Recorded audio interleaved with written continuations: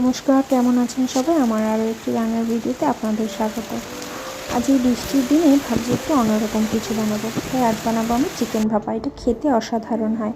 তো কিছুই না, তার জন্য প্রথমে মিক্সিং জারে আমি একটা মশলা তৈরি করে নেব। তার জন্য খানিকটা আদা নিয়েছি, 8 থেকে 9 কোয়া রসুন কুচি নিয়েছি, আর 5টা কাঁচা লঙ্কা নিয়েছি, একটা মিডিয়াম সাইজের পেঁয়াজ কুচিয়ে নিয়েছি, 6 থেকে 7টা কাজু বাদাম নিয়েছি, আর 1.5 চামচ মতো চার মগজ নিয়েছি, আর সেই সাথে 1 চামচ পোস্ত, আর একদম সামান্য কয়েকটা দানা সাদা সর্ষে, আর 2.5 চামচ পরিমাণ, জল না ঝরালেও চলবে সেরকম, টক দই দিয়ে এটাকে একটা মিহি পেস্ট করে নিলাম।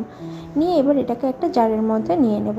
আর ওদিকে আমি 250 গ্রাম চিকেন, সেটাকে জল ঝরিয়ে রেখে দিয়েছি। এবার এই পেস্টের মধ্যে আমি একটা কিছু মশলা অ্যাড করব। 1 চামচ গোলমরিচের গুঁড়ো, 1/2 চামচ ধনে গুঁড়ো, পরিমাণ মতো নুন, 1/2 চামচ গরম মশলা, 1/2 চামচ জিরে গুঁড়ো, একটু কাশ্মীরি রেড চিলি পাউডার, আর 3 চামচ পরিমাণ মতো সাদা তেল দিয়ে কয়েকটা দানা চিনি দেবো টেস্টটাকে ব্যালেন্স করার জন্য, আর দেবো 1/2 পাতিলেবুর রস দিয়ে এবার সব কিছুকে খুব ভালোভাবে একসাথে মিশিয়ে নেব। এই পেস্টের মধ্যে আমি চিকেনগুলোকে দিয়ে দেবো। এখানে এই জল ঝরানো চিকেনগুলোকে আমি ছোটো ছোটো করে কেটে নিয়েছি। বোনলেস হলে এটা ভালো হয়, আর খেতে অসাধারণ হয় এই চিকেন ভাপাটা। এবার এই সব কিছুকে একবারে খুব ভালোভাবে মিশিয়ে এটাকে আমি 10 থেকে 15 মিনিটের জন্য রেস্টে রেখে দেবো। এদিকে আমি 3টে কাঁচা লঙ্কাকে চিড়ে রেখে দেবো।